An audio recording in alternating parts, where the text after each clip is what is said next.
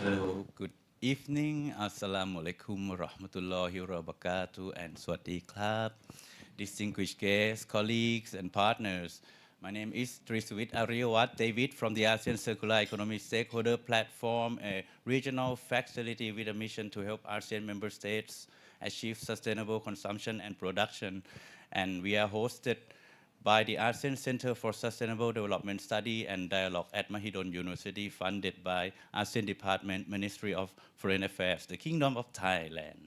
And it is such a great honor to give a remark at this critical event. I would like to express my humble gratitude to Asia Reuse Consortium. Today, we gather to address one of the pressing environmental challenge, plastic pollution, while plastic are undeniably essential to global and ASEAN economies due to their versatility and low production costs. But they are also a significant source of environmental concern. The rising volume of solid waste and marine debris across Southeast Asia, driven by rapid urbanization and increased consumption, pose a grave environmental threat. Without improved waste management, and enhanced plastic circularity, plastic solution in the environment could increase. Fortunately, efforts are underway across our ASEAN countries to reduce plastic usage, increase recycling, and prevent plastic leakage into the environment. Many nations have implemented policies to combat marine debris, and regional initiatives such as the ASEAN Regional Action Plan for combating marine debris aim to support these efforts. However, challenges remain in measurement, funding, technical capacity, and etc. And this brings us to the heart of our discussion today, reuse and refill solutions. These initiatives align directly with the global and regional emphasis on reducing unnecessary plastic usage by promoting reusable and refillable products, services, or solutions. We can significantly reduce the volume of single-use plastic, thereby mitigating the risks of these plastic entering environment. Reuse and refill solution offer a sustainable alternative to the traditional linear economy model of take, make, and dispose. By extending the life cycle of product and packaging, enhancing resource efficiency, as well as empowering consumers to participate actively in waste reduction. As an ASEAN knowledge and information portal on circular economy, we have seen encouraging examples of good practices in Southeast Asia. However, the success of reuse and refill system depends on the involvement of all stakeholders, ranging from government, businesses, civil society, and consumer. Government can drive adoption through their carrot and stick, regulation incentives, while business can innovate in product design, packaging design, and civil society can raise awareness and collaborate on the implementation of this initiative. These systems often involve returnable packaging, refill stations, and deposit return schemes which can significantly reduce plastic pollution and promote circular economy. Yet, their success requires, again, collective effort and effective management across all sectors. And on this occasion, I would like to highlight the work of Asia Reuse Consortium, a groundbreaking initiative co-convened by the Dietplastik Indonesia, the Global Alliance for Incinerator Alternatives for Asia Pacific, Break Free from Plastic. This consortium unites stakeholders from different sectors, including governments, startups, MSMEs, and civil society across Indonesia, the Philippines, Vietnam, as well as India to promote reuse and refill solutions. This consortium exemplifies the importance of collective action amongst stakeholders in implementing sustainable practice, and by leveraging regional collaboration and shared expertise, the consortium is driving progress towards a more sustainable future where reuse and refill solutions become mainstream, significantly reducing the environmental impact of plastic waste across Southeast Asia. And as we move forward today with our discussion, I encourage each of you to think about how we can continue to or possibly support and expand these great initiatives, working together to build a more sustainable pathway to circular economy transition in Southeast Asia. And I look forward to learn from our discussion today. Thank you. ขอบคุณครับ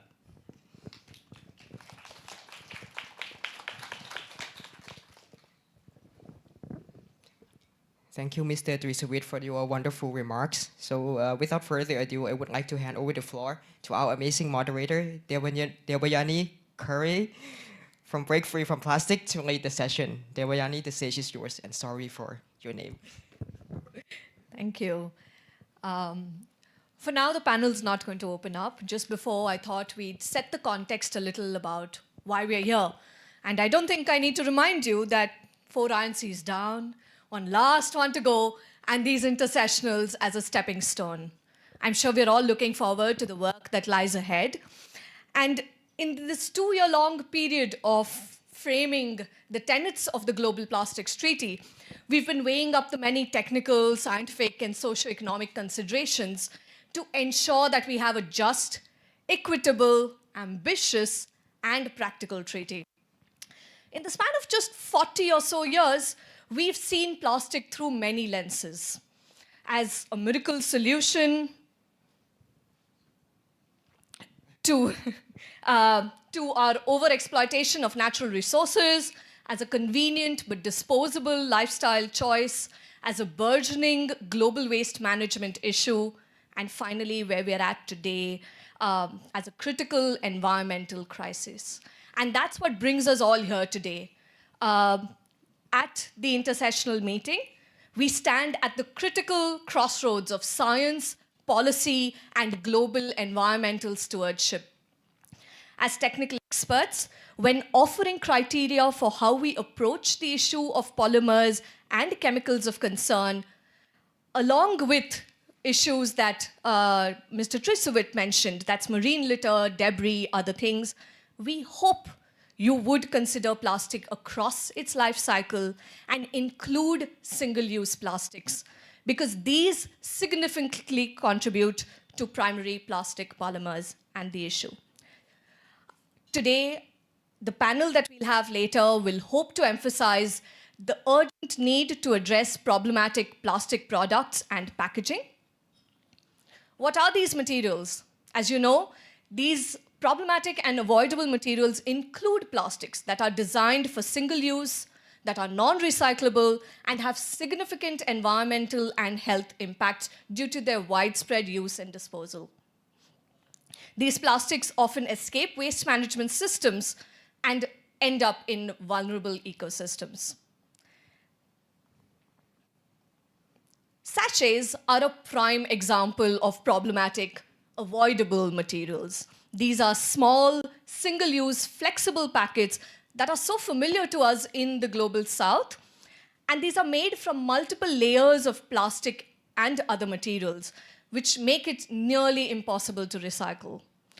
In the 1980s, fast-moving consumer good companies widely marketed sachets to developing markets in Asia and Africa as convenient, small-size formats.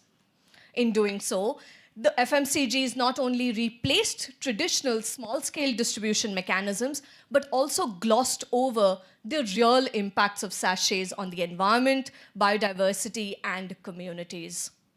For those of you who had a little bit of time and might have browsed the exhibition outside, the photo exhibition titled The Story of Sachets covers the life cycle of sachets and highlights just some of its impacts. Further in here, the wall behind looks at some of the solutions and some of the traditional mechanisms that existed in these geographies before sachets became so commonplace. So if you haven't had the time to do so, I would urge you to take a look at the photo exhibition after our panel and really look at who pays the real price of convenience, of ease of use. Are these even valid claims? So let's break down why sachets are so problematic. Each year, an estimated and a very conservative estimate, pegs it at 855 billion sachets that are produced globally. Can you imagine where most of them end up? In geographies like ours. And that makes sachets one of the primary culprits of plastic pollution. As I mentioned, a lot of them are made of plastics, and sachets thereby are inherently polluting throughout their life cycle, from extraction and production of fossil fuels to consumption and disposal. Sachets as single-use products are designed to be sold in extremely high volumes, and their tiny size means they are often lost in the waste management system, and they end up in the environment. For the past 5 years, the Break Free from Plastic movement has been conducting global brand audits. And no surprise there, we found sachets to be the third most common plastic pollution type across Africa and Southeast Asia. This year, we ran a pilot, or rather 2023, we ran a pilot to see exactly what kind of sachets also fit in within that brand audit. So we did a brand audit special focused on sachets in geographies like India, Indonesia, Vietnam, and the Philippines. Sachets have severe environmental and health impacts. When disposed, sachets can clog waterways, release harmful chemicals, and when they accumulate for long periods of time in the environment, they break down into microplastics. The research coming out on microplastics, not just for biodiversity, but its impact on human health, are just accruing every day. Our current mitigation strategies for sachets have been largely ineffective and cost inefficient. A lot of industry efforts have focused on end-of-life solutions rather than addressing the root cause, which is the sachet packaging itself. Recycling sachets has proven to be challenging due to their multi-layered composition and difficulties in recovering these tiny packets. Other proposed solutions, such as waste-to-energy and chemical recycling, have proved detrimental, as they result in carbon emissions equivalent to those released by coal plants.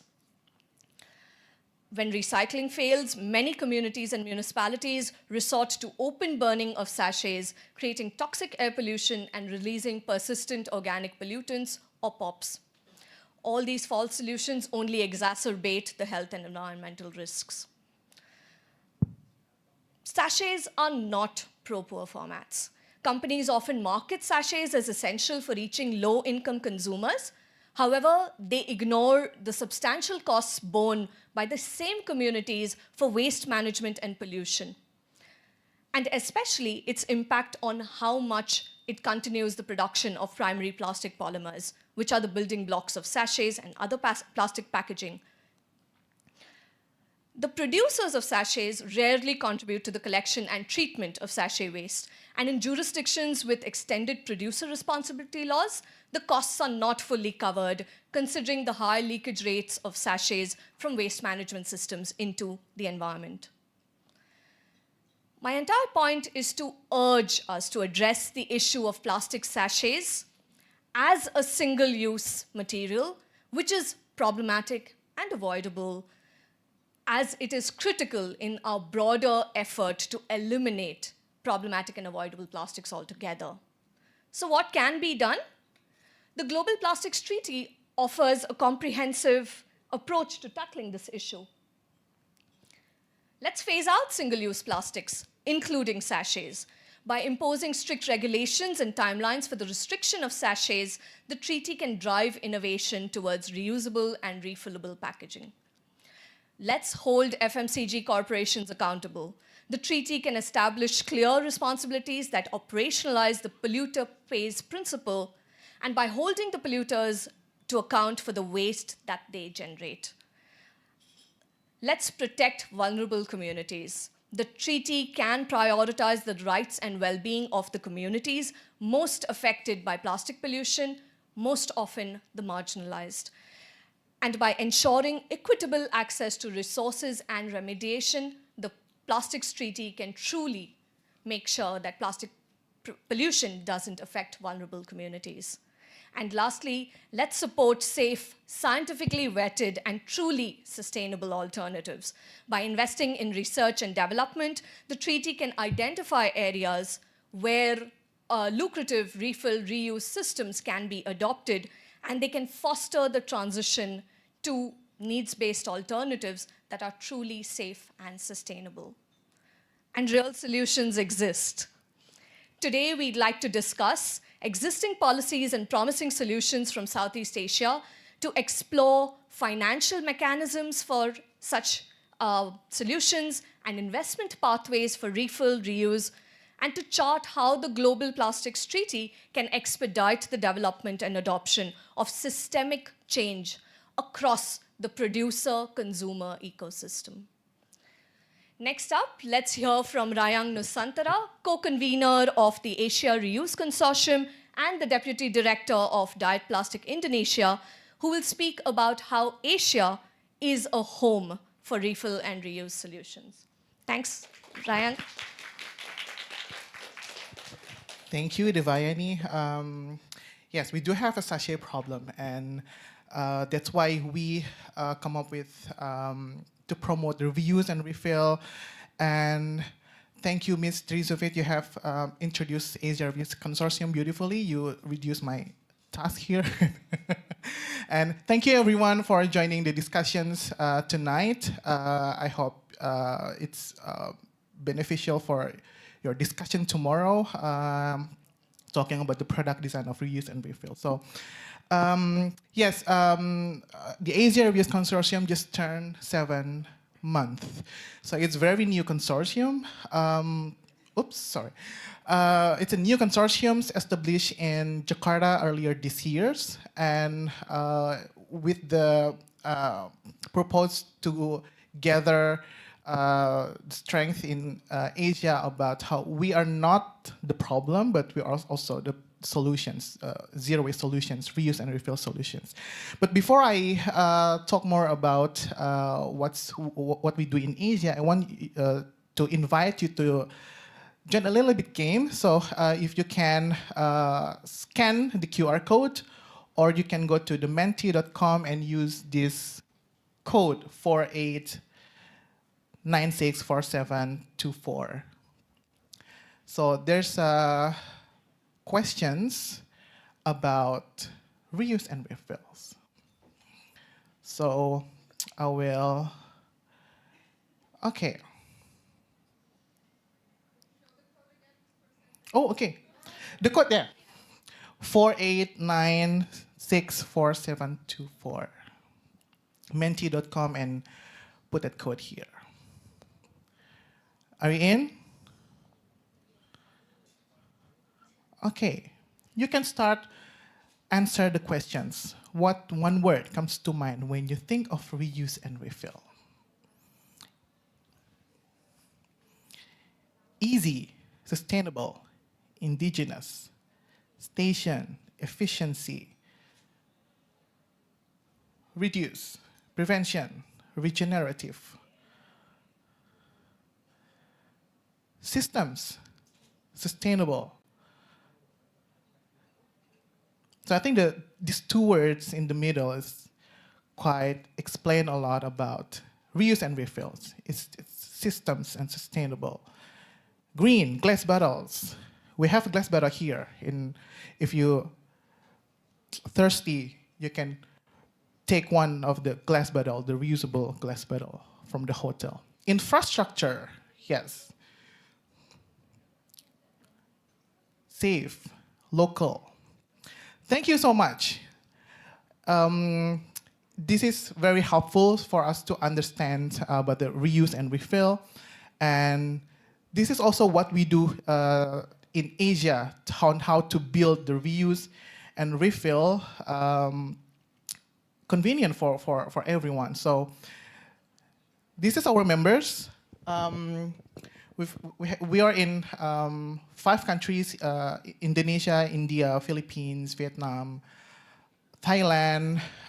We also have members from Hong Kong also, and we want as many as Asian countries to join the movement, because I believe there are so many traditional practice in Asia on reuse and refill. But this is just some of them, and we also have showcase on the back of the room. There are Alners, one of the startup in Indonesia promoting reuse systems, and also EcoCrew from Thailand to also promoting reuse system for events, for closed loop events. So we built this consortium together to showcase that we've done this since a long time ago. This is not new in Asian regions, and we've done a lot of things, not only for events, but also on how to deliver the product, like cosmetics, household products, in reusable and returnable containers.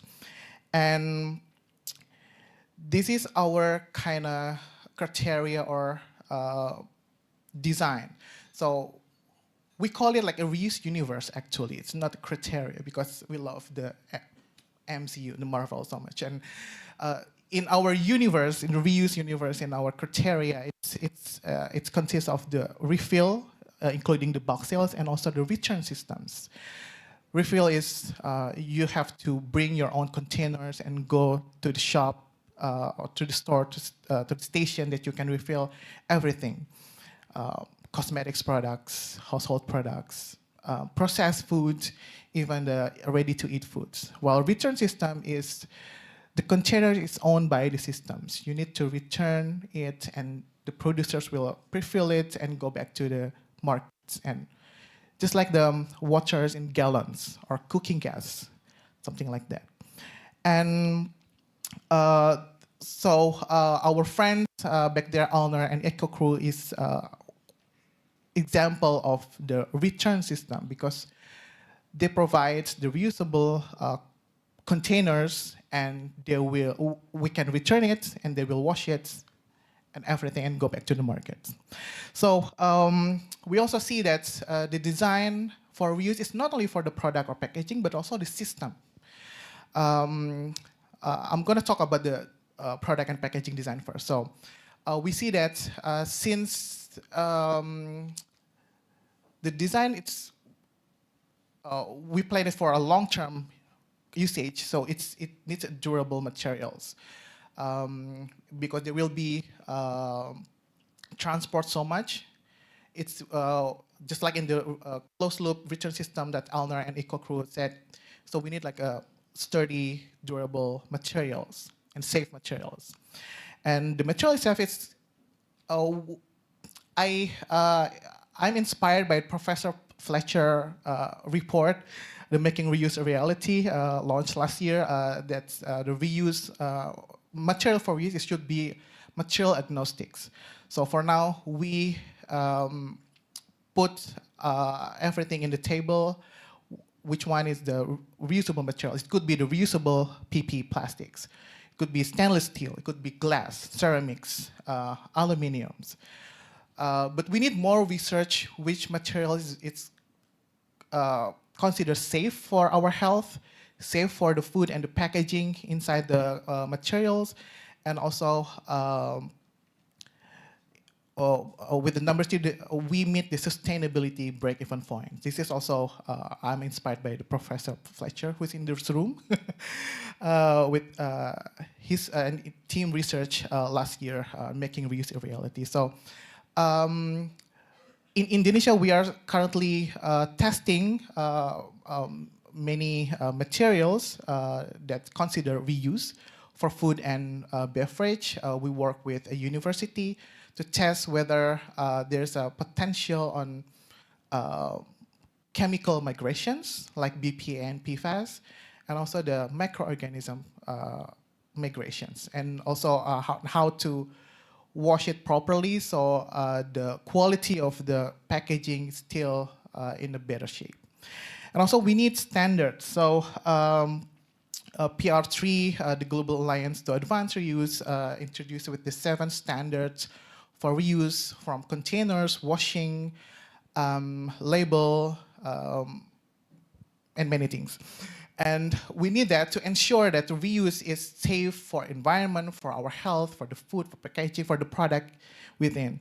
And especially 3 countries in Southeast Asia, Indonesia, Philippines, and Thailand already have FDA rules that enables reuse and refill for cosmetics products and household products.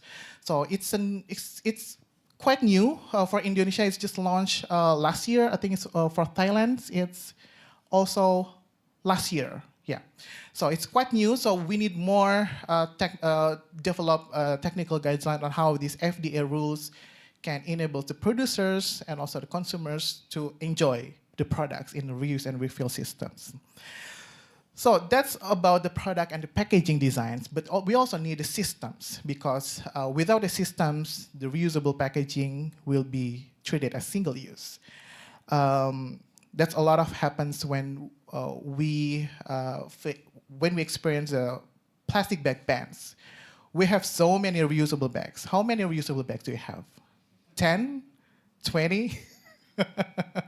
So well, this is also reusable flowers. We borrow it from the hotels.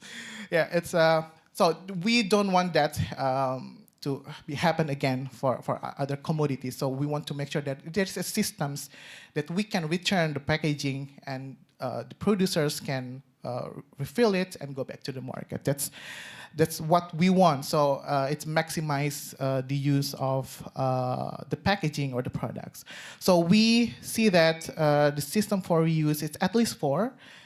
We have closed systems, which is just like in the hotel. We request for the hotels to not serve in a single use. So you have glass cups. There will be food after the show, so you will experience the reusable plates, of course. And so it's just the closed systems that we can promote and push and to be reused, to have a reuse experience. So also in the concert, I saw in the Instagram Reels a few weeks ago that Adele concert in Munich is also providing the reusable cups. And many concerts in Europe, I think, providing the reusable cups. It's not that much happening in Indonesia, but I think the Eco Crew start to promote the event using a reusable packaging, and Plastic Diet also experience using a reusable system, reuse systems last year in Bali, and the return rate is 96%, right? Yeah. So, but it's small festivals and music festivals for 2,000 spectators for 1 day. But it just starts, and we getting requests from some festivals and other events. That's because the ESG thing is now quite happening, and they want to reduce the impact of their events. So next systems is the open systems. It could be the cosmetic packaging and the household packaging that we return, because it will be like a city-wide and home to the stores, the distributions. It will be city-wide, so it's like open loop systems. And also e-commerce, well, at least in Indonesia, after the pandemic, during the pandemic and until now, the transaction in the e-commerce is increasing very significant. So the waste generation from the e-commerce is very big now. But again, Alner from Indonesia is promoting the Alner foods, so we can have your lunch in a reusable packaging, and you can return it, and you can get a cashback. And that's also what we want to, not only in ready-to-eat food, but also in other commodities. Also, bulk sales or the refill for daily products. It's quite happening, and one of the oldest practice, I think, in Asia, we have traditional market, and it's one of the oldest practice of reuse and bulk sales. You can bring your own containers to buy rice or to buy everything. Even in Indonesia, it's a decade or 2 decades ago, you can bring your own bottles to bring soy sauce and something like that. So Yeah, so basically this is, we see that reuse is not only need the product and packaging design, but also the system. So we really maximize the product or packaging to increase not only the number of plastic waste, but also the another environmental impacts. So this is just our recommendations on how to initiate reuse by government or the producers and also the business, small business.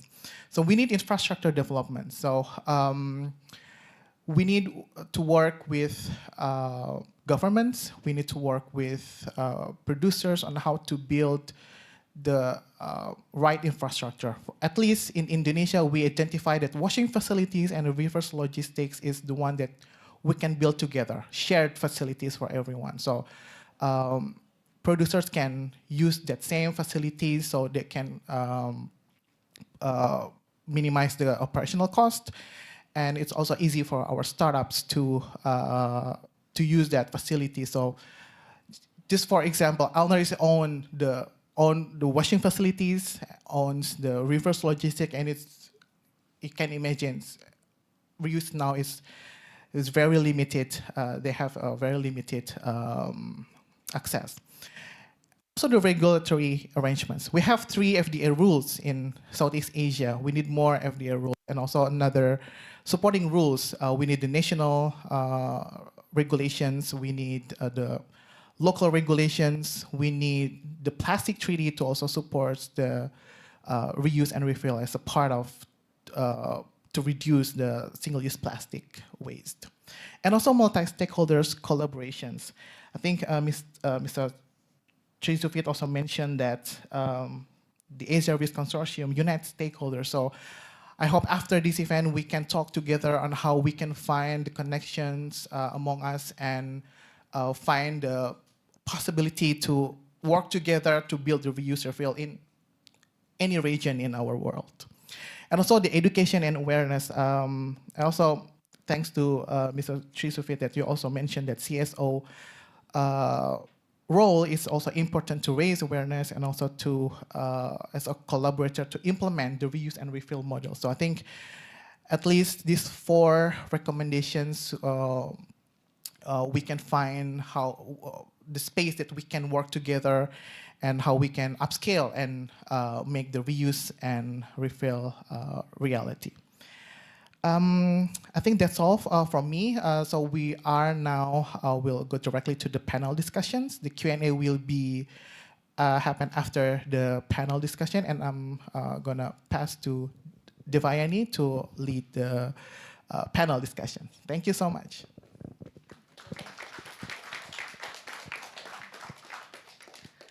So before I call my panel up, I'm sure you're curious to know who's on the panel. Maybe some of these faces are familiar, the work is familiar.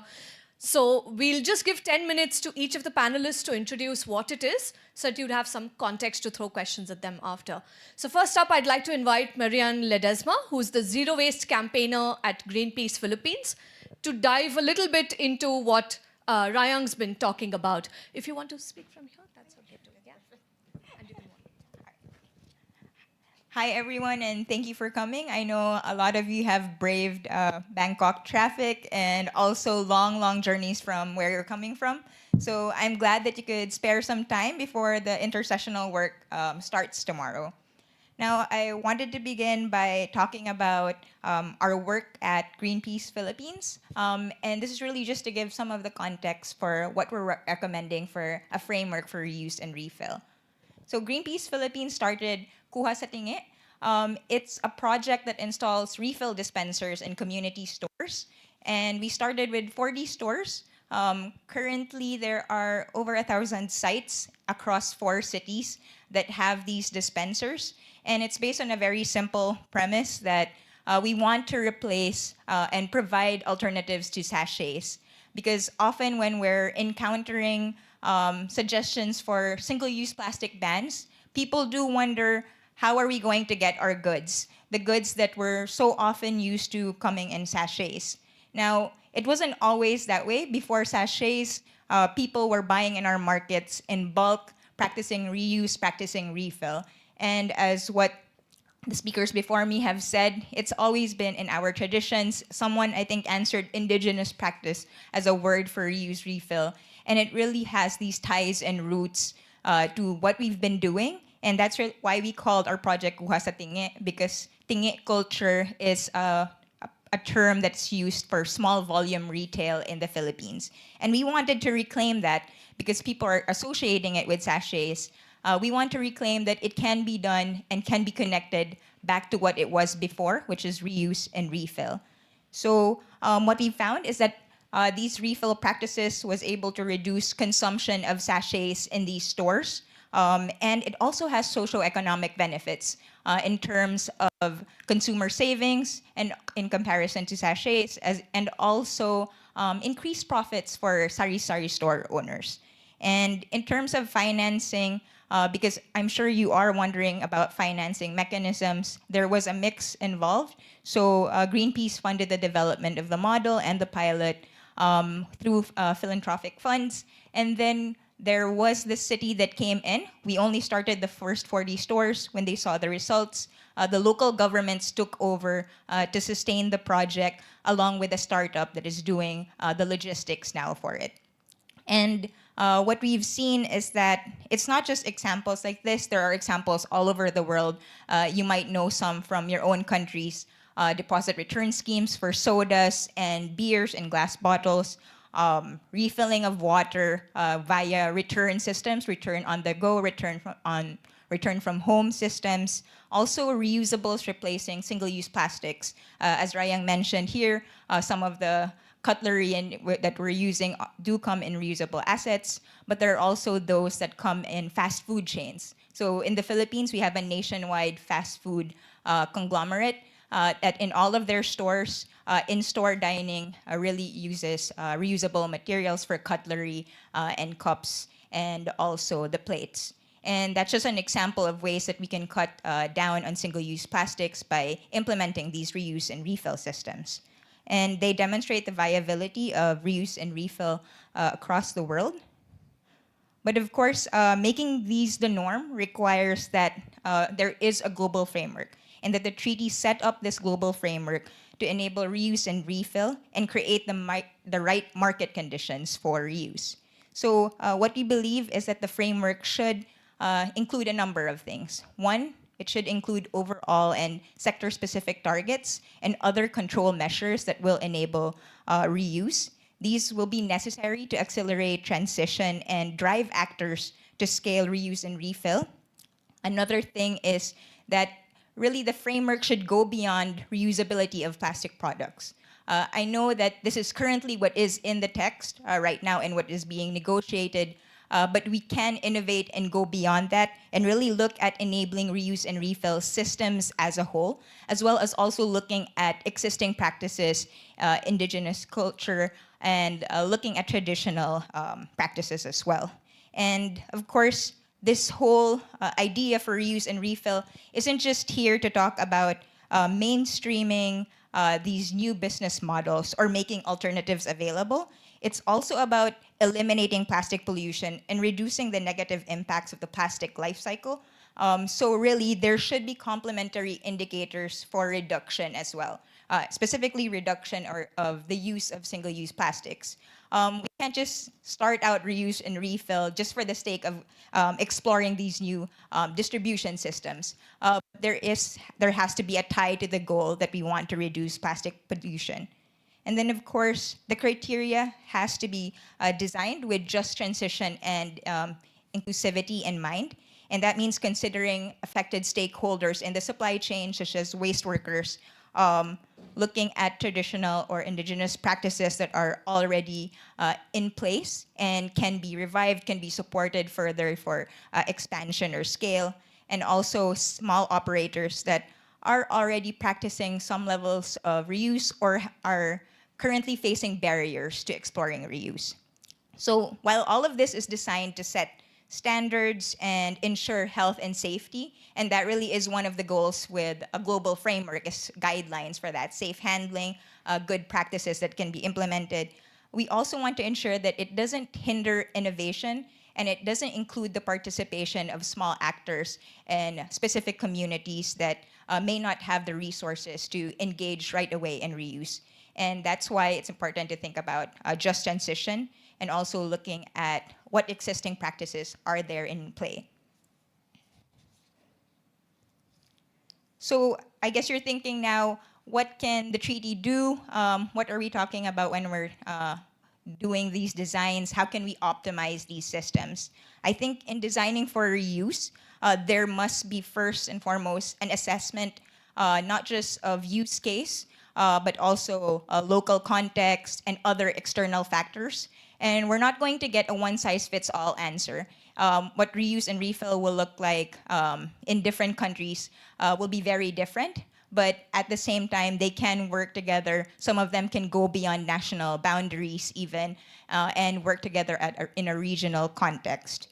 And so we must take into account, for example, customer interaction with the system, factors like context, local context, the geography. For example, archipelagic states like my country and Indonesia will have a very different reuse landscape in comparison to more landlocked countries like Bolivia, for example.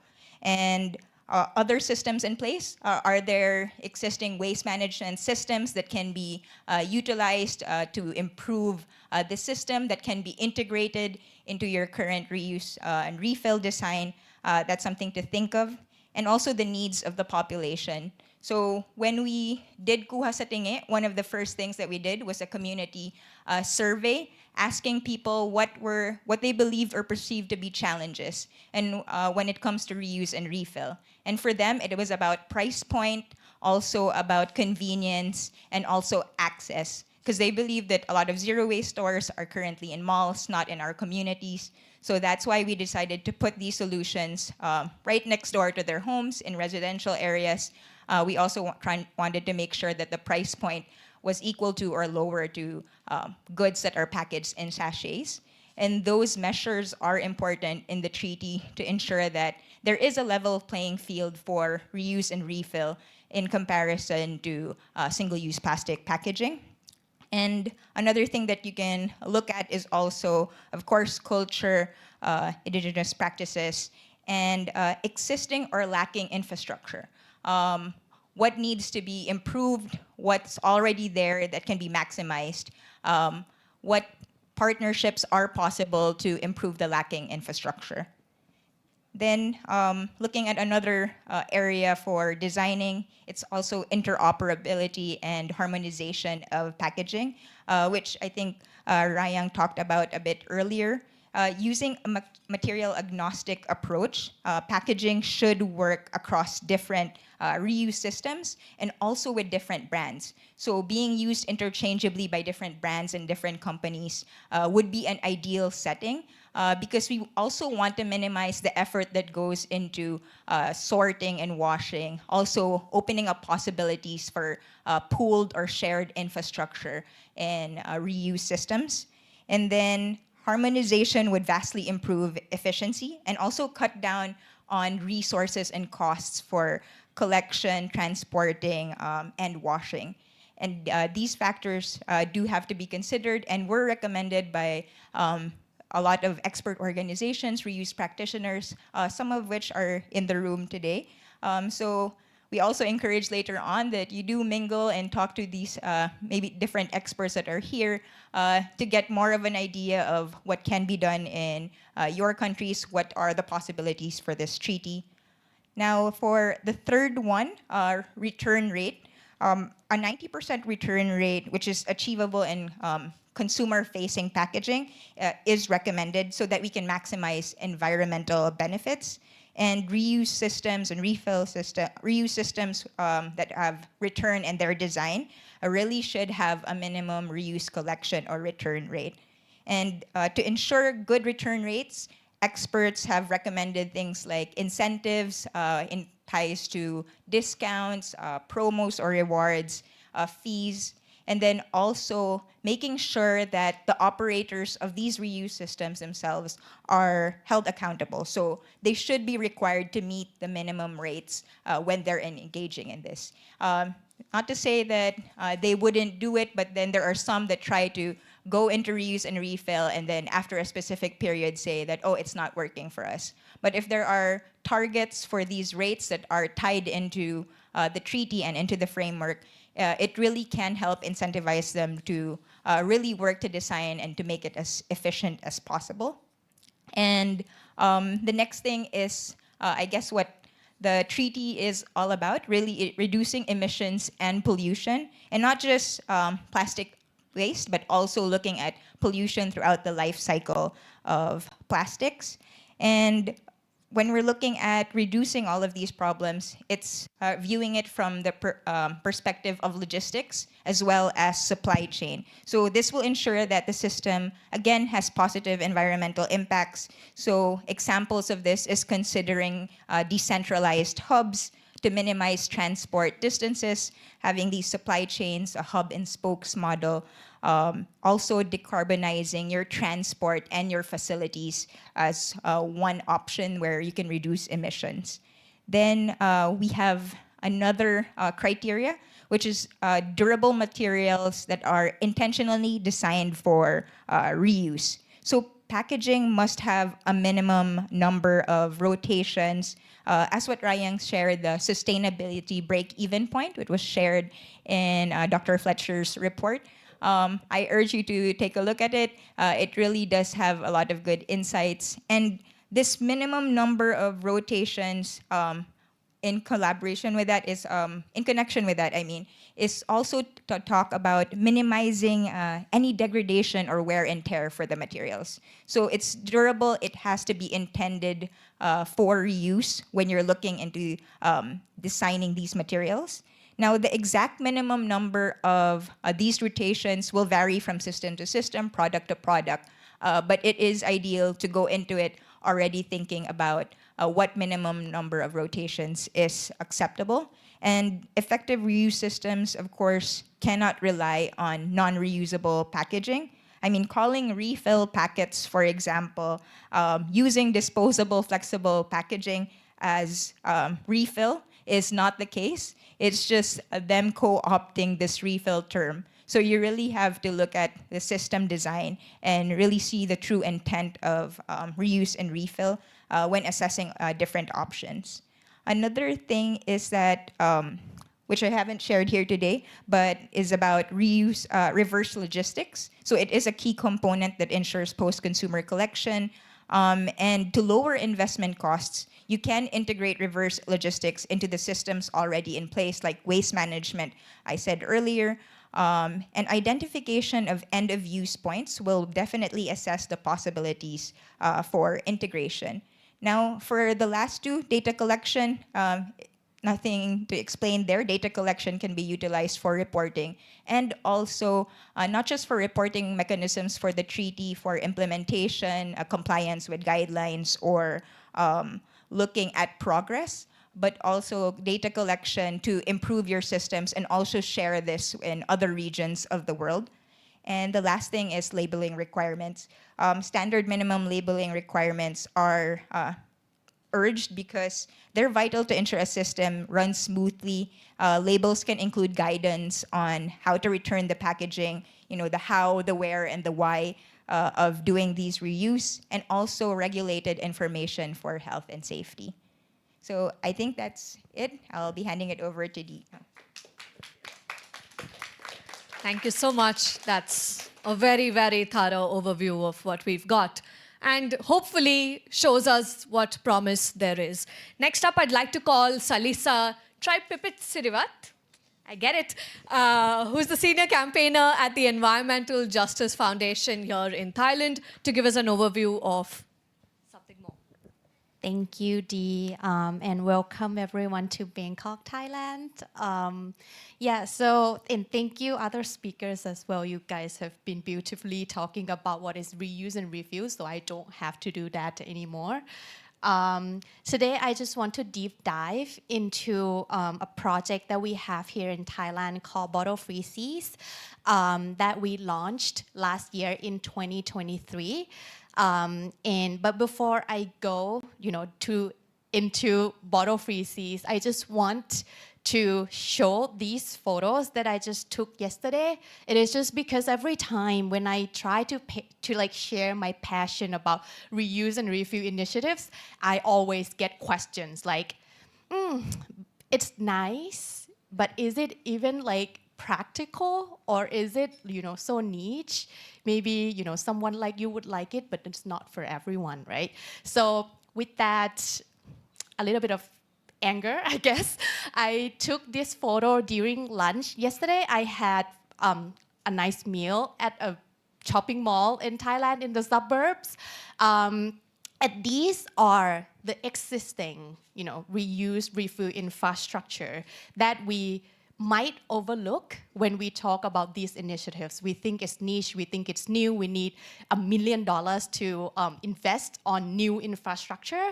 But I think it is also very important for us to remember and realize and look around that actually reuse and refill is everywhere.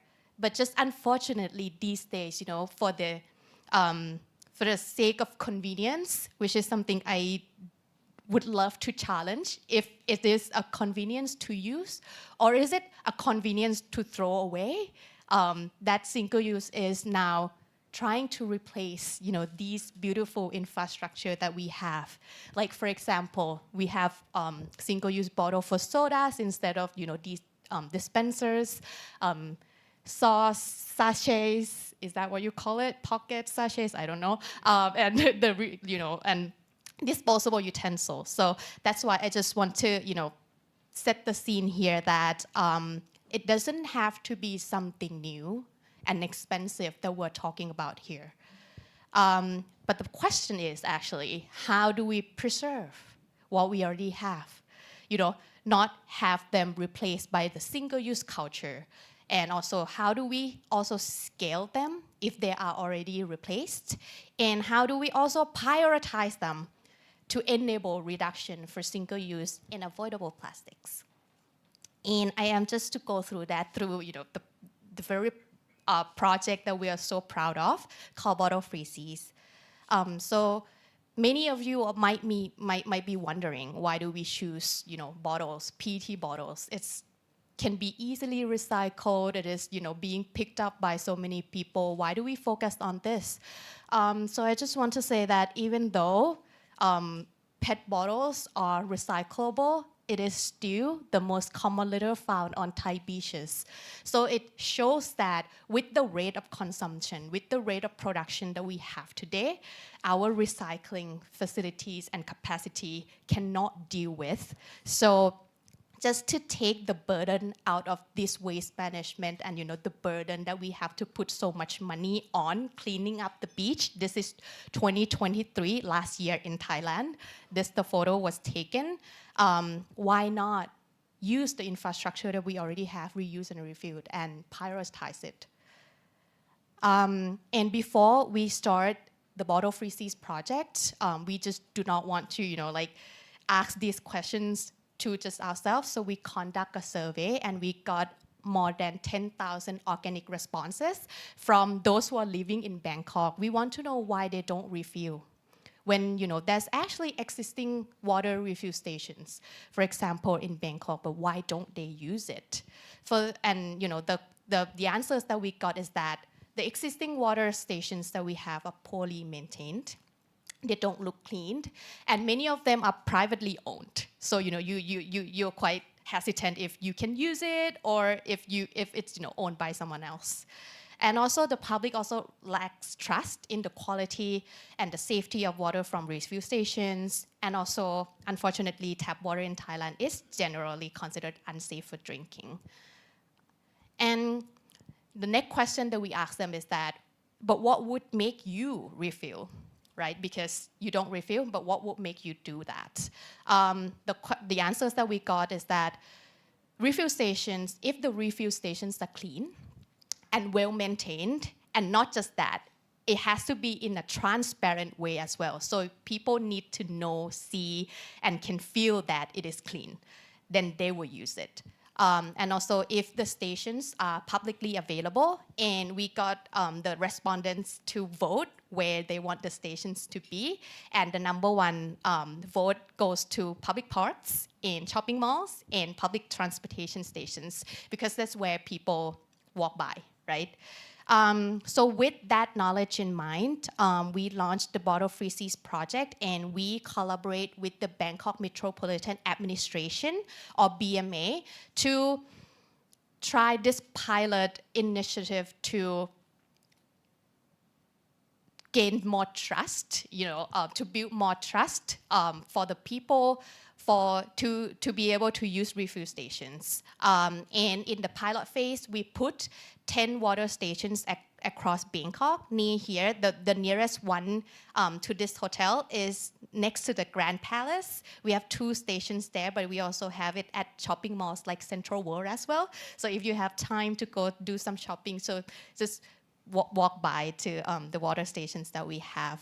And with the response that we get from the people, we choose the model that is show the filter status. If you can see, this is the one you see at the airport. I know you guys are familiar with this model of refuel station. It has a bottle counter and also contactless for hygiene. And we know that 10 stations is not that much. So we also, in collaboration with other CSOs, and also form this Refuel Bangkok network to gather already existing water stations that we think is safe and has a good quality into this simple Google Maps, and you can also scan here to see where they are, so that apart from the 10 stations we provide, people also have access to other existing ones. And with the 10 stations that we have, we hope that we could avoid the throwaway of at least 50,000 single-use bottles, but it turned out that just within 1 year, and we put the refuel station in phases as well. So we put 3, 3, and 3, 3, 3, and 4. So it's not all at once. And with the 4 stations just installed like 4 months ago, right now we're at more than 950,000 bottles reduced within just 1 year, with 10 stations available. So just imagine if we have this infrastructure everywhere, or even if the tap water in Thailand is drinkable, then that will make a lot more impact. And this is the power of reuse and refuel that I just would like to show here. And talking about this project, I just don't want to talk about all the glories about it. Obviously, there are challenges that we're facing. The first thing is that the effort right now that we're trying to do in Thailand, not only Bottle Free Seas, but other reuse and refuel initiatives as well, are still voluntary, and it lacks mandatory enforcement. And also reuse, because it is very normalized, it is part of our everyday life. Sometimes we don't notice. It is also not being prioritized in the legal framework as well. When the focus and the greater focus, it is put on recycling or replacing material. Like when we talk about how do we reduce sachet, how do we reduce single-use bottles, what new material do we need to use to replace them? But at the end of the day, if we replace it with, let's say, paper, aluminum, it is also, it's like shifting burden to also extract other natural resources anyway. So I think the question that we need to ask is, how do we consume differently instead of what material do we need to find, seaweed or anything to replace, the consumption of single-use culture. There's also lack of supportive legal ecosystem, and that includes legally binding target, for example, time frame, established hygiene standards, effective monitoring and transparency measures, and also financial mechanisms to support and finance reuse programs. So our recommendation, lessons learned, I would say, from implementing Bottle Free Seas is the first one. Reduction is possible, and it is reuse and refuel that can help with that. And also, that refuel and reuse concept is the most effective and simple ways to move away from single-use culture. So we put the maintenance cost per year for the of our stations for you to look at, and it is including water, electricity, and other basic maintenance costs, and also labor. It is round up to around 32,000 Thai baht, which is like USD 930 just per year. So that's, I think, very shows a lot that the refill and reuse ecosystem doesn't need that $1 million infrastructure. Obviously, for commodities in shopping malls, yes, but we can start in phases. We don't need to start with the giant project. We can start off with just the basic needs for people to have access to drinking water. It is also very recommended that we have binding global standards and expansion targets for reuse and refill for each country, which is key to ending plastic pollution. And reuse and refill are also crucial for the transition beyond the plastic value chain to a clean and healthy and sustainable environment. And if we talk about the Global Plastics Treaty, it presents a lot of unique opportunities to establish a robust global framework for prioritizing reuse. For example, the Global Plastics Treaty can set a clear and legally binding targets to enable reduction through reuse and refill solutions by ensuring a collective responsibilities. Because, for example, if Thailand, everything is reuse and refill and we don't have waste management problem, but a nearby country everywhere else in the world has it, it is going to affect anyway because plastic pollution is transboundary. It is also to prioritize reuse and refill over replacement with the reason I have already given. We don't want to shift burden. Also to drive necessary changes in infrastructure, legislation, practice, support reuse system for domestic legal ecosystem as well. And the last but not least is the Global Plastics Treaty can also offer the opportunity for financial mechanisms for transition. And I'm not just talking about money, I'm talking also about knowledge, technological transfer, and also the support for the just transition for example, waste pickers. How do we include them into the reuse and refill ecosystems in the future? That is also something we don't want to leave them behind, right? We want them to go with us to the new economy that we're trying to build that is also better for their lives and also better for everyone's lives. Yeah, so that's it from me. Thank you for your attention. Thank you. And my final panelist will perhaps tie the threads and answer some of the questions that have been floating around. And a common thread that we've been seeing throughout this is who's going to pay for all of this? So next up, we have Darina Maulana, who works with NVU, who will offer us an overview of financial mechanisms. Thanks. Thank you, Dee, and good evening, everybody. So I think the last presentation, but I think there's a lot of connection to it. The question is, who's going to pay for it? So, I'm going to talk about financing and reuse, and perhaps before talking about deep diving into financing and reuse, it's good for me to also introduce for what we do at NVU, and also there's a bit of an exhibition that we had there. So, the introduction is we are NVU. We are a venture and ecosystem builder company in circular economy. We are a global company based in Netherlands, and in each of the country offices, we are focusing on a very specific topic. And in Indonesia, we are starting from 2009. We have started in 2019, and we are very focused in plastic waste prevention, as well as our Netherlands office as well. So what we want to do is we want to build businesses that aim for scale to enable reuse and refill systems. From 2019, we had 7 portfolio of startups, but as you know, it's a lot of learnings. So now the active ones are 2. And a bit mentioned by Rahyang before that one of the startup that we had now is called Alner. So I'm holding one of the packaging that Alner has. Alner is a abbreviation from alternative container and really focusing on FMCG products. And the second one is Alas, which is really focusing on the F&B. So that's a bit about what we do and how we found out about what is the landscaping of finance for reuse. And so I just want to a bit emphasize on the urgency why we need to finance upstream solution and why this is very crucial for us to do.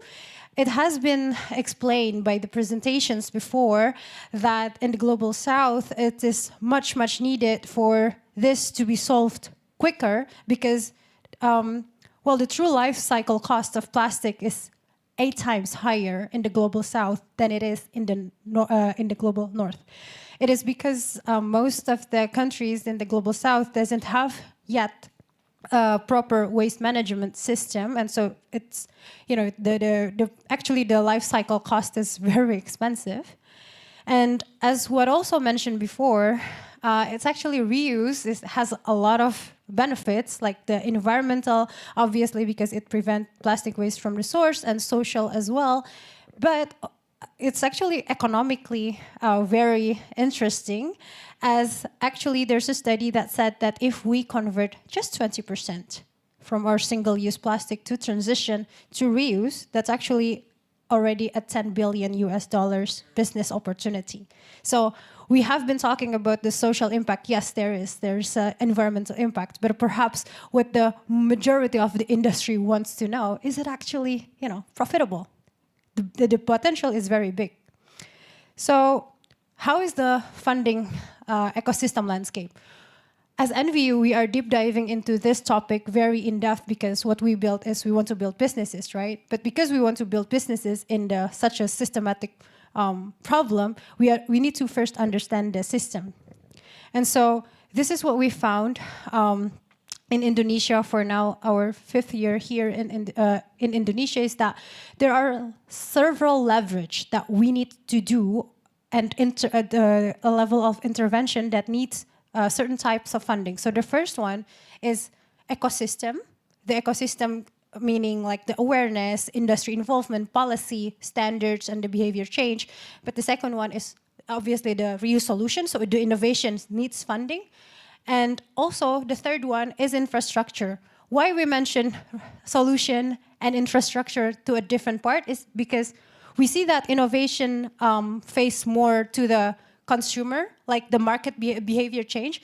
But what we also learn that reuse and refill shift is not just market change, is a system operational change that needs to be very focused in the infrastructure side. And so what we also mapped out that what is needed within these 3 domain is that for the ecosystem, well, it could be funded by grant money, semi-public funders, and public subsidies. And for reuse solution, for grant money, it is much needed for the kickstarted, and then also public subsidies, and hopefully within certain scale, they can be invested by the impact investment, loans to scale, and of course with the partnership with the FMCGs and the industries. And also talking about the infrastructure, this is very crucial for us to really zooming into the blended financing between public and private, and as well as if also our tax can help this. So this is how we map out. And talking about what is the current conditions of how it is for reuse solution, we try to map out several solutions from all around the globe. Really sorry if there's any solution that has not been in the map, but this is an overall one. So if you see the solution from your left to right, the left ones are like the very early stages, the one that is still piloting, testing, and then the middle one is the one that is currently validating, and the third one is older solutions. Like usually what we found is that reuse and refill innovations comes from like 14, 12 years ago, but not yet at scale, and there's not yet any reuse solution that is at scale yet, and we are using the parameter of equity financing and how the scale is, that most of the reuse solutions, even the bigger ones, are having the ticket size only at 5 to 10 million US dollars, whereas if you want to be at scale level, it's more than $100 million. So there's not yet any innovation that is at that scale, and that's why funding it's not, perhaps in terms of the financing language, is not as interesting for now. What is happening is that these solutions, like when they want to reach the scale, it's not yet possible. Like by system and by scale, it's not, it's hard to be at a level that is scalable, and we map it out as we call it, there's a missing middle in the funding. And so why is that happening is that what we found is obviously the system, what I mentioned, is not yet there, so it's really hard for the solutions to be at scale. And because we are not at level with the single-use plastic, right? Because this single-use plastic doesn't factor in those life cycle costs. Not at all. If they factor in, they are much expensive. However, we're not there. So it's really hard for us reuse solutions to compete or to be even at level. And so I think what I really want to emphasize is that now, in the time of now, it's the INCs coming, and the plastic treaty policy is much needed to set standards to ensure and lower the risk to invest, and making pathways actually for reuse solution to be at scale. Because from our experience, when we even want to scale, a lot of our investors are like, "Are you sure you can scale?" There's no, there's no benchmark of or safety net how you can scale it. So policy will play a big role in how financing could also be prioritizing. And this can greatly help the existing small size ticket to be more interesting for funders, because we're talking about the usual equity financing that always talk about the scale and big ticket size.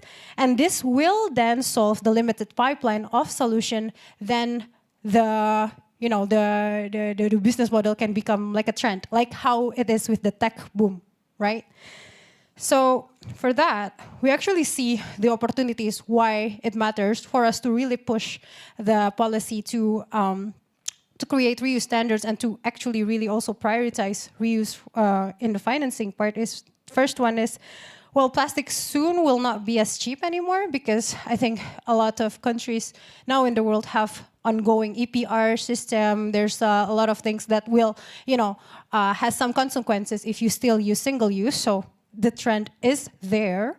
And the second one is that for both user and system provider, reuse is adding up. Like the fact that we are here today, like full seats, there's a lot of innovations coming in from all around the world, meaning that there's demand, right? Let's just talk about like basic economics, supply and demand. We have now more and more of us, meaning that there's actually demand for it, and so we really see why not, right? Like how we can actually do reuse. And actually coming in from one of our startup, Alner.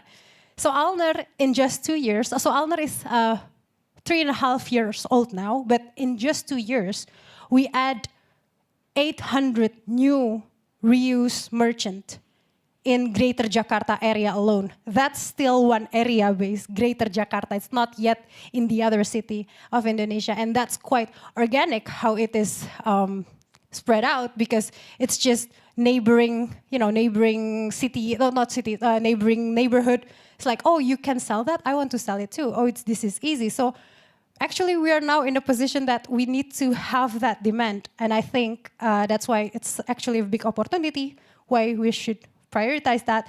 And I think this slide is really emphasizing on who can do what as funders. So we identified that there are, by the end, it's like 5 main funder type. So the first one is private philanthropic. And I think private philanthropic plays a very big role, because it is in giving funding for the ecosystem, giving wider insights, and also strengthen the narration. And then semi-public funding. that we see a great value in the knowledge building because both private and the public gives their knowledge into it and really collaborates together. And also, this is to like ignite the shared facilities that I think already been shared several times. The shared facility is also to share responsibility, right? So the cost can be lower. I'm talking about financing here. The lower the cost, then we can get more profits.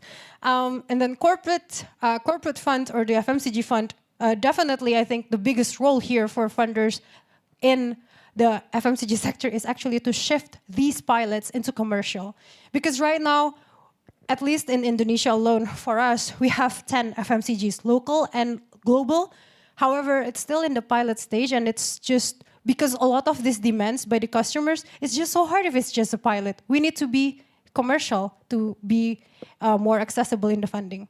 And then it will help the scale and also to have the collective facilities, like how it is in some countries that several corporate have like a collective PRO for their waste collection, and reuse should have that too. And public funding, definitely government that will have a big power in pushing these policies for this stakeholder to actually comply, and that will also implement their waste management target.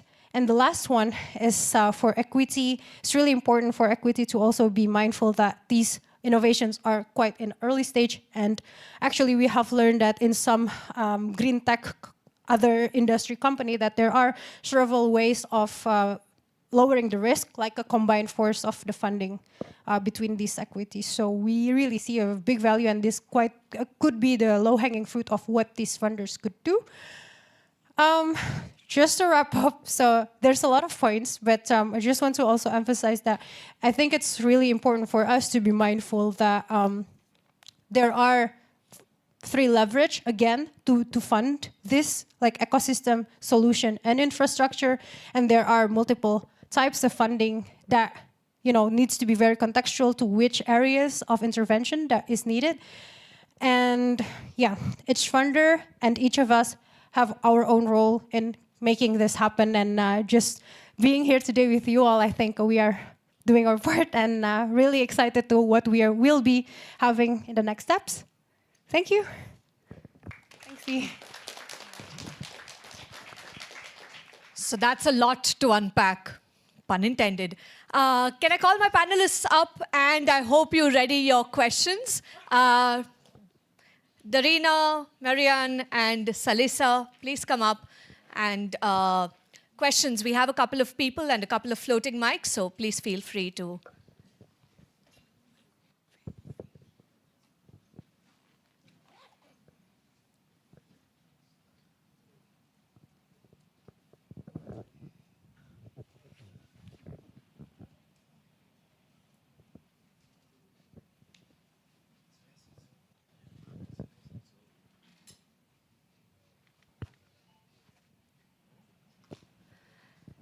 Any questions? Takes a while to digest, doesn't it? Well, yeah. Hello. Maybe you can just start with introduce your name and tell us who perhaps you would like the question to be answered by. And if not, I can pass it around. Yes, my name is Alejandra. I'm from Gaia in Chile. And my question is about the refill stations. I come from Chile, and in Chile, the authorities, I think, would wonder, are these stations going to be vandalized? Because that is something that happens a lot in South America for public infrastructure. So I wonder if that happens here, and if that is also like a barrier to put in place these systems here. Yes, we share the same pain, I think. But in the beginning, we talked a lot with BMA on how do we actually protect these water refill stations. So for us, we came up with like a protocol on where how do we locate our refuel stations. First of all, not only with BMA, we teamed up with corporations as well, like, Central World, CP Land, Seacon Square, like these big corporations. So the first thing that we identified as location is indoor with security, with CCTV, somewhere that is not too, what do you call it in English? Like not to, hide away from people. And also it's because of PR, right? We want people to come and use it. So we want to put it where people can see them. Also, I think one thing that is very important, apart from choosing location that is, quite safe in itself, is also to build the sense of ownership of these public stations, water refuel stations, not only among government agencies, not only among the owners of these stations, but to the citizen, to the public as well, that this is actually yours. We're providing this for you, and it is very important that everyone protects it. Obviously, it's not 100%, but I think being mindful of the location and also actively working on building that sense of ownership can actually prevent damage and vandalizing in the future.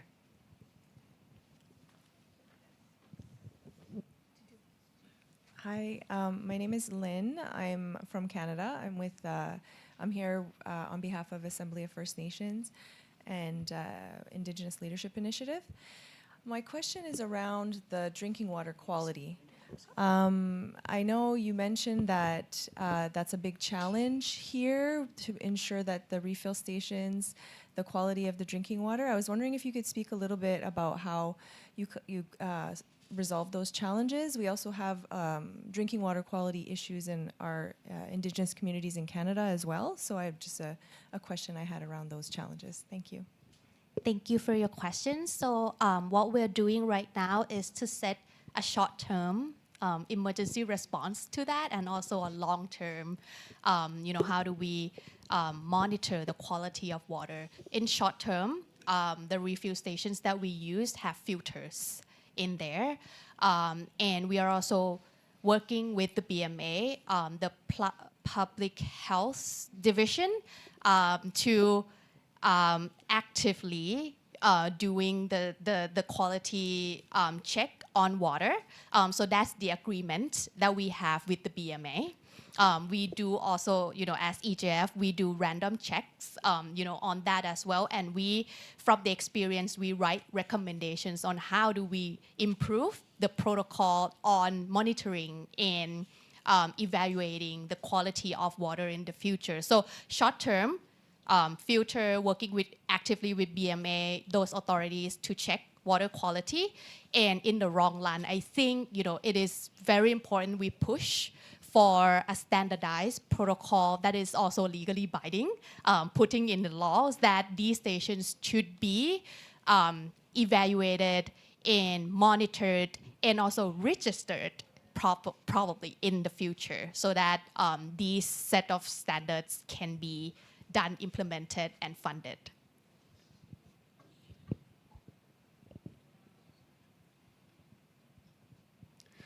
Thank you very much for the presentation, very interesting. Axel Borchmann from Germany.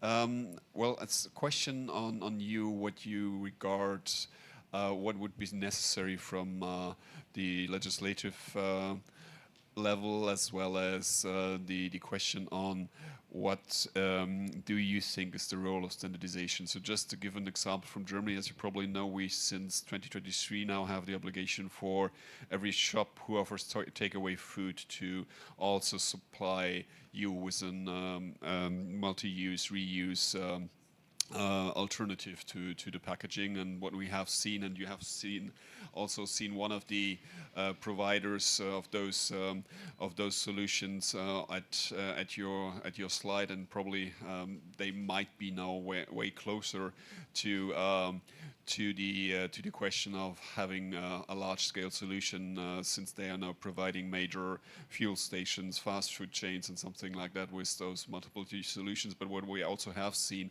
there's some kind of economic competition, which is good to some extent. But on the other hand, you might want to have a standardization so that you have a quicker pathway to proper solutions without having different solutions being established throughout the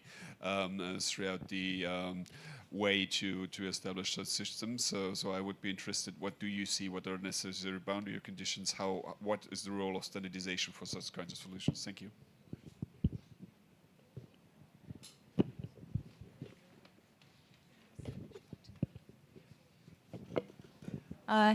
Thank you for that question.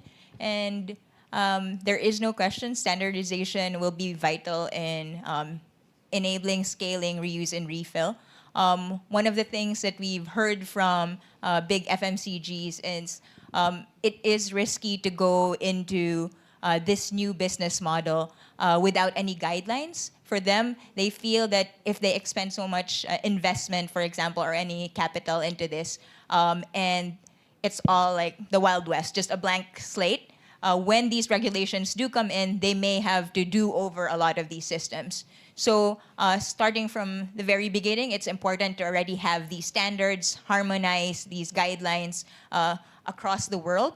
And that will be vital also in ensuring that in terms of competition, it is fair, and that we're also looking at different policies and guidelines that take into consideration the smaller players that are on the market.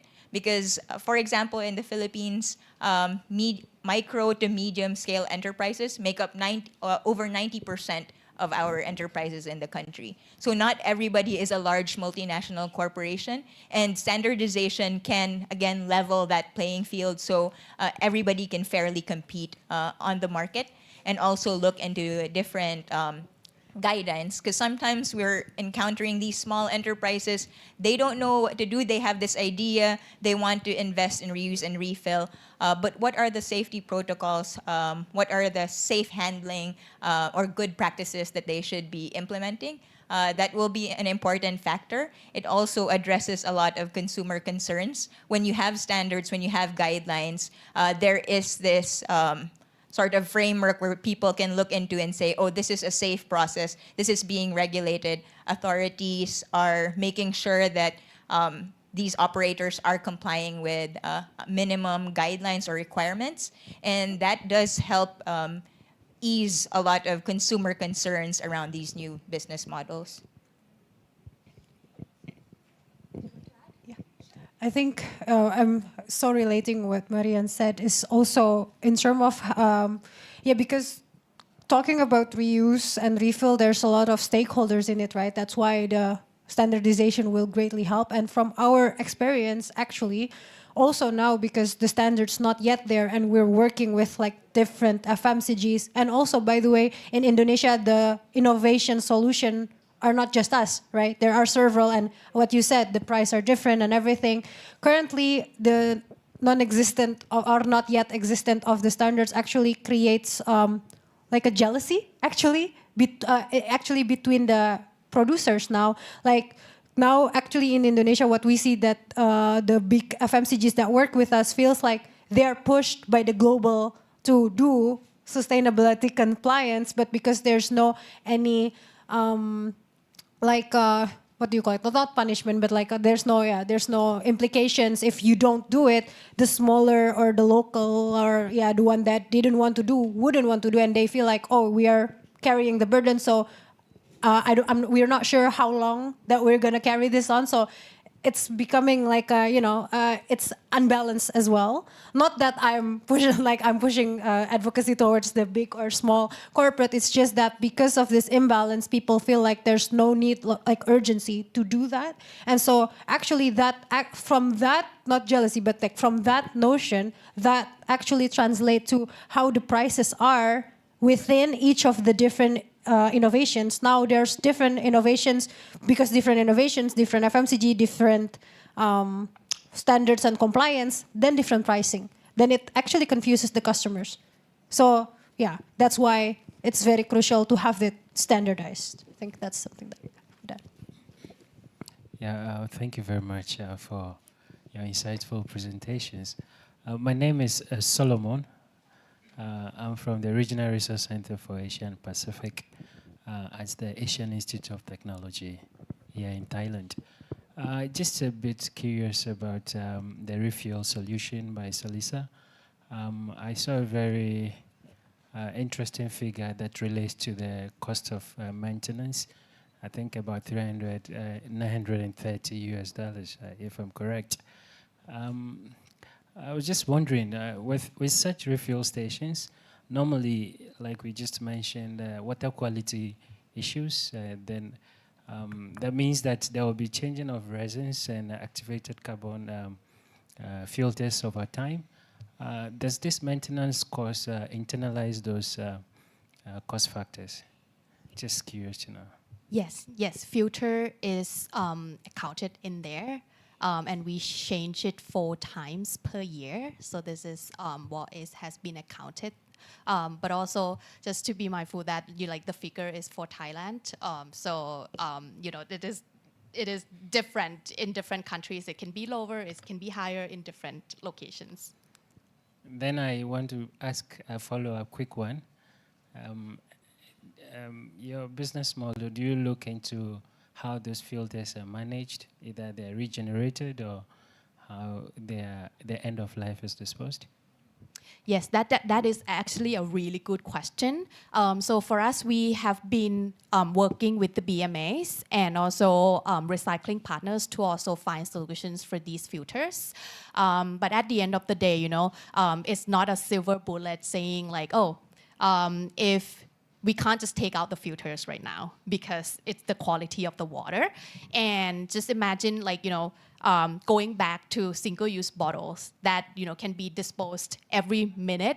And, one single filters that we use can last 4 months. And that, could reduce another 10,000 of single-use plastics. I think it's something that we need to trade off at the moment when there is no better solution for us. In the moment that we can't really force the Thai government to make water drinkable in Thailand.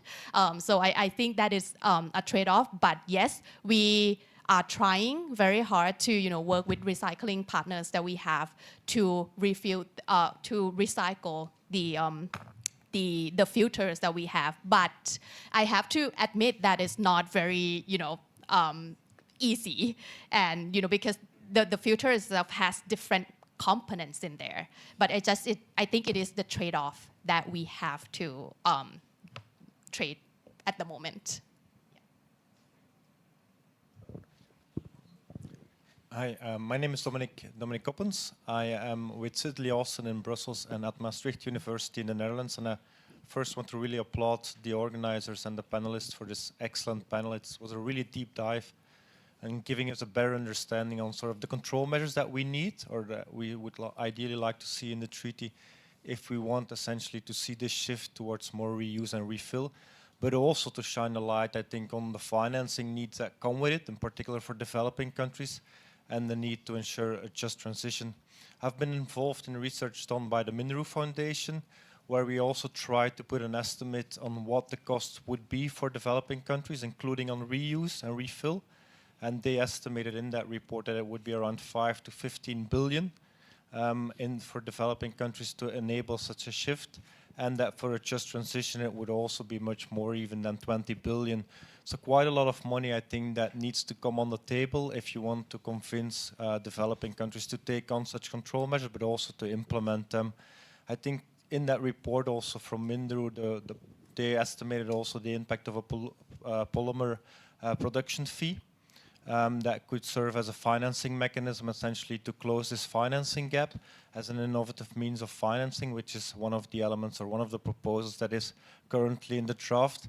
My question, I think, to Darina is whether you have done any research or are aware of anything on the scale of the problem, how much financing is indeed needed to help with those research, reuse and refill systems, but also whether you have given any thought on how to ensure that the treaty itself in its financing component will include indeed financing that is much needed in developing countries to enable this shift. Thank you.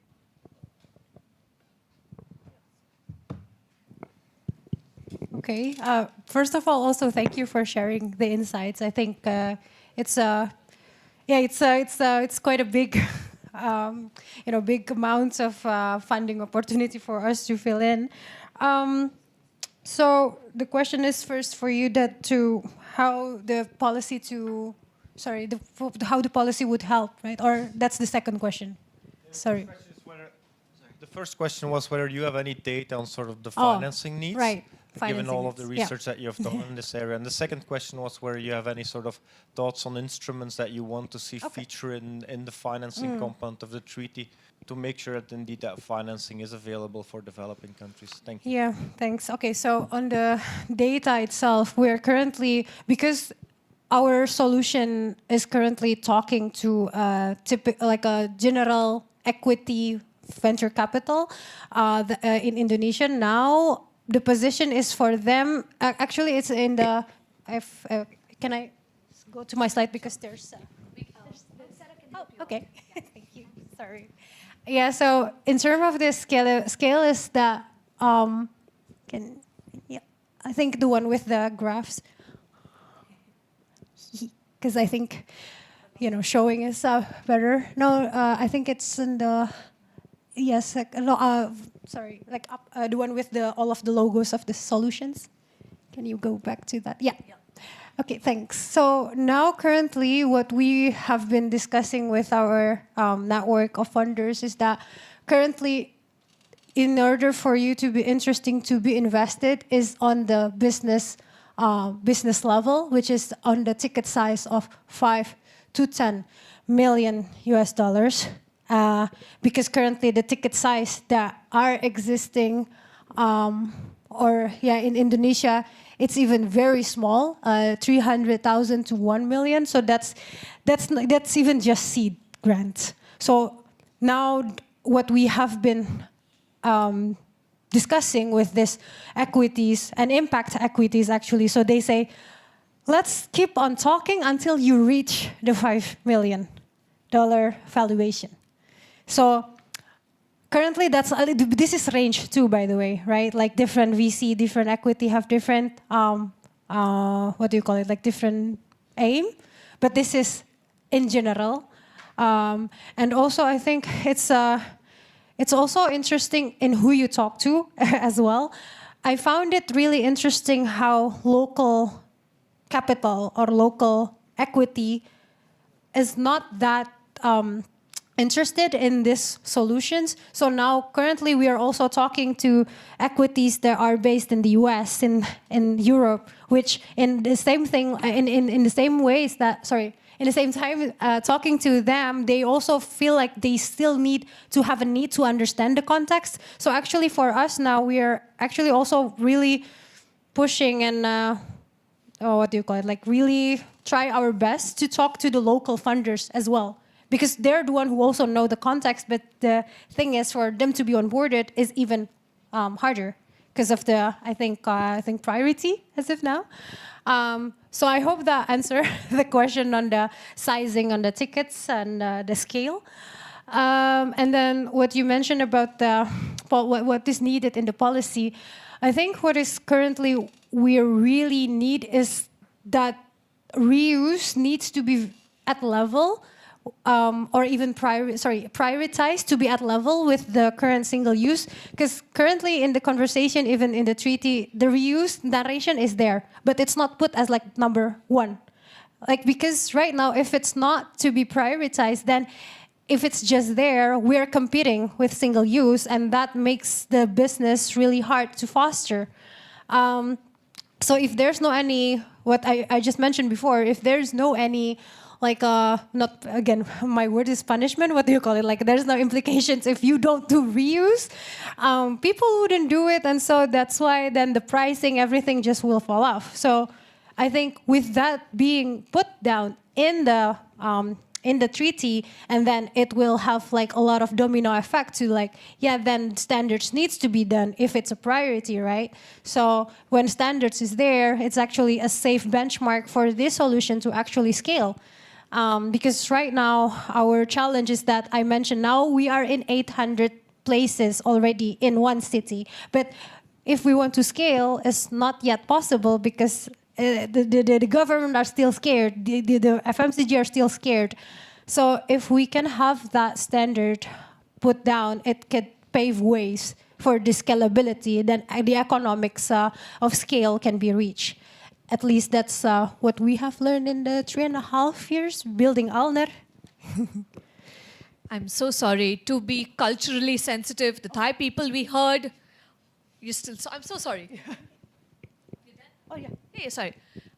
Usually eat early, and we need to clear the buffet. But apart from that, I think you can have slightly more in-depth conversations with the panelists at dinner. May we conclude this session and hope your questions can spill over to the dinner session.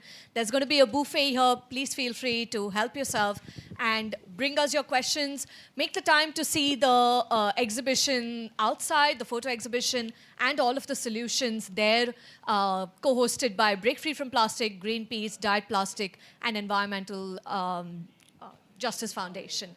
Thank you so much for your time and all the very best for the intersessionals. We're counting on you.